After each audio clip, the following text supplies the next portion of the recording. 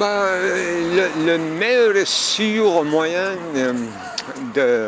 d'avoir un sentiment de déjà-vu, alors c'est passer une deuxième fois, mais strictement deuxième, c'est-à-dire première fois sera vraiment première fois et deuxième fois ce sera vraiment deuxième fois et non pas, pour ainsi dire, deuxième fois d'un endroit. Là, c'est vraiment, on est dans le déjà-vu et quand on entend, on répète la même chose exactement, mais sans exagérer. J'ai demandé le prix du tableau, pas de renseignements, mais le tableau parle de lui-même. Il est d'origine indienne. Il y a un homme, un danseur et une danseuse face à face, avec les habits très très brillants, colorés.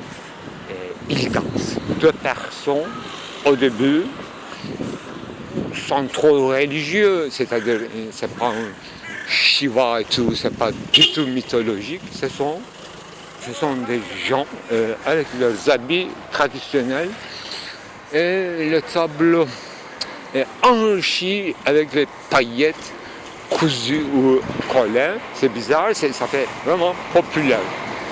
Un truc populaire. C'est pas grand art, mais pour moi c'est grand art. Pour moi c'est grand art parce qu'il y a tellement de paillettes qu'on trouve dans les habits, exactement dans le même endroit. Il y a des paillettes en vrac. C'est ça le tableau moderne. Et c'est ça grand art. C'est comme quelque chose d'ajouté à Fra Angelico dans ce mur célèbre qu'on discute s'il s'agit d'une fresque ou simplement une pente de mur peint. On ne sait pas si par Fra Angelico, mais ça fait partie de l'ensemble de fresques de Fra Angelico, etc. Quel rapport vous allez dire? C'est Didi Huberman dans son livre, je crois, devant l'image. Oui, devant l'image, devant le temps, qui discute d'une manière ingénieusement adorable. Didi Huberman, je conseille à tout le monde. Hubert Damisch également et tout. Il est grand esthéticien, n'est-ce pas? Le premier, c'est que je n'ai pas connu personnellement, Jean-Marie Pontellier. J'ai connu par l'intermédiaire de La Coulebarte et de Nancy, avec leur grande préface. C'était un posthume, je crois, n'est-ce pas? Son œuvre à William Blake and Company, je connais, à Bordeaux. Bon. Alors, quel rapport avec Fra Angelico? L'énigme de Fra Angelico. On ne sait pas si de l'art, si c'est un mur peint, un pan de mur peint, mais justement, il ne fait que de pans de mur. Il s'agit de fresques, mais qui décide de la forme de la fresque? Le vendeur tout à l'heure a insisté. Chaque fois que je demandais s'il s'agit d'un carton peint ou une toile peinte, donc une peinture, il n'a jamais répondu à ma question. Il a dit que c'est un tissu. Et j'ai conclu que c'était une toile, mais on ne s'est jamais expliqué, c'est jamais éclairci le problème.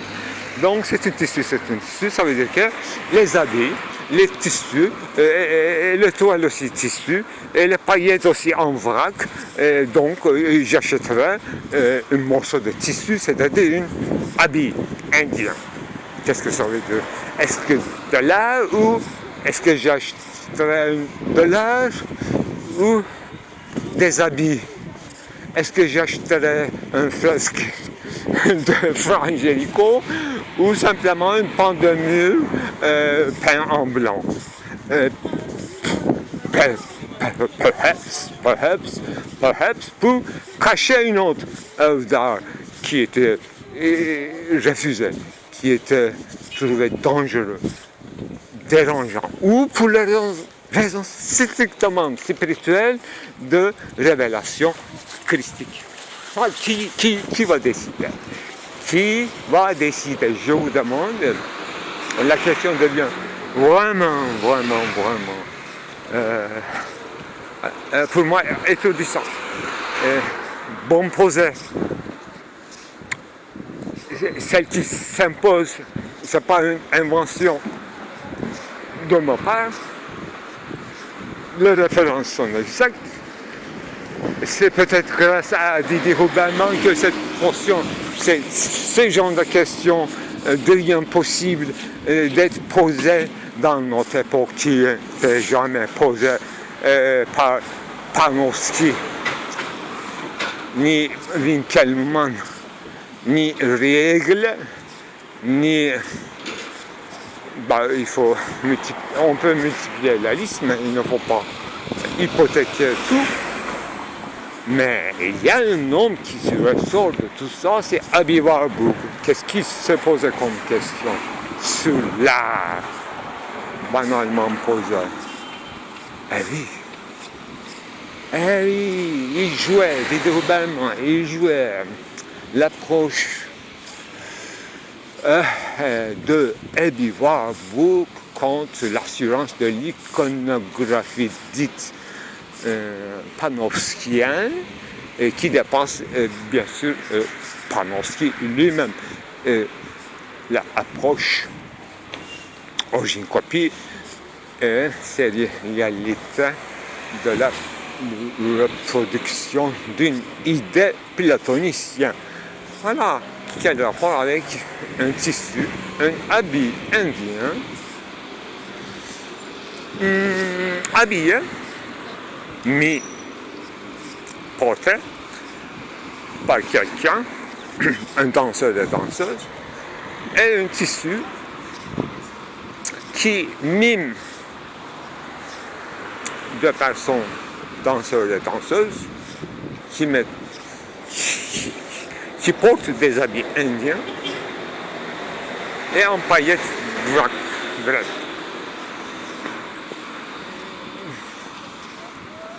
Voilà. Avant d'acheter, il faut bien méticuleusement, avant de rembourser la somme, il faut méticuleusement se demander ce genre de questions pour que ce que vous achetez, même pour une somme modique, ne soit pas pour rien. J'achète en général très bon marché, mes œuvres d'art et sont toujours sujettes à question, c'est-à-dire à discussion, polémique. On m'accuse très souvent d'acheter des choses bidons, des merdes, mais non, ils sont des problèmes. J'achète des problèmes. Voilà, il y a des vendeurs de problèmes, et moi, j'achète pas chez les vendeurs de problèmes. J'achète mes problèmes là où le problème séduit vers moi. À moi. Donc c'est mon problème. J'achète mes problèmes, je rachète mes problèmes, je rachète mon existence et je suis ainsi acquitté. Je rachète. Donc c'est un jeu de soliloque si vous voulez, qui a l'air d'être dialogue, mais plutôt que de l'oliloque. En somme, que de l'oliloque, c'est mon grand travail de cette nuit et de petit matin qui est publié sur ma site, qui a pris des heures et des heures, et chaque heure est enregistrée, ça veut dire sur Twitter, Grinch Mean Time. Donc le rythme de mon écriture est absolument reconstituable, et ce n'est pas l'énigme que j'ai, où j'ai trouvé le sujet, où j'ai inventé tout ça. Au moins la temporalité, la vitesse de l'écriture qui a pris au moins 3 heures. Il s'agit de au moins 15, maximum 25 paragraphes de tweets. Dans chaque paragraphe, s'il y a 140 au moins caractères, alors calculez-vous, database. Ah oui, j'ai trouvé un nom pour mon database. Database, c'est mon nom de famille.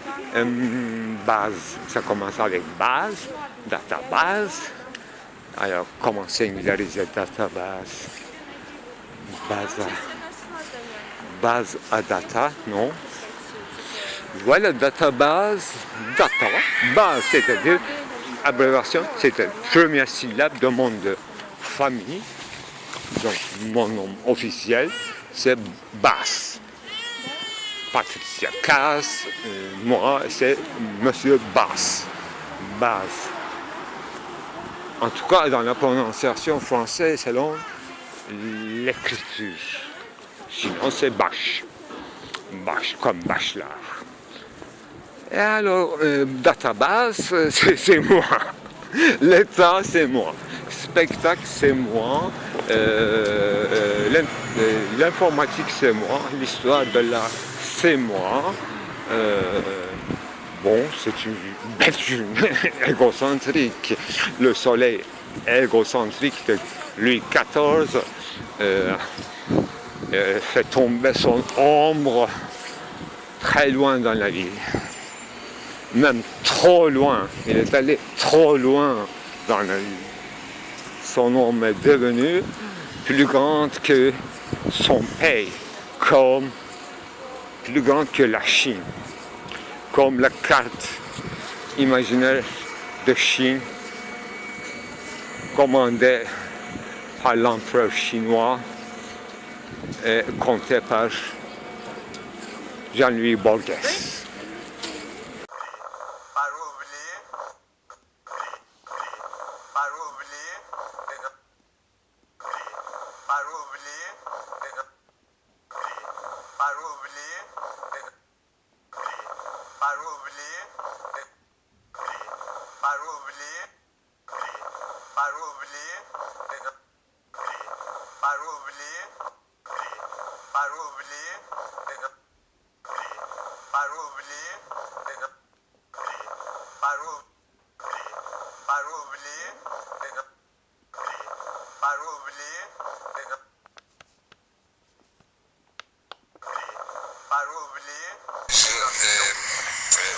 Parfaitement comme Gabriel, c'est-à-dire sans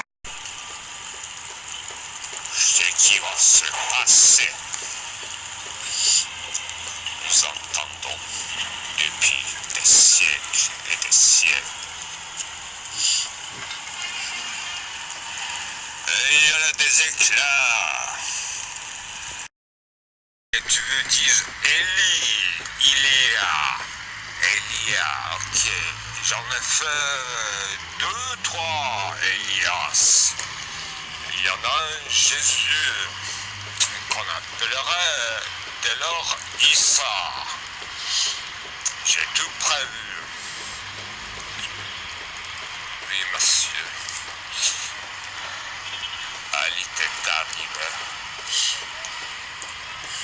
Oui, je l'avais prévu, promis. Il y aurait dans des autres nations aussi, mais ça... Oui, vers la fin des temps, on attendait Ali.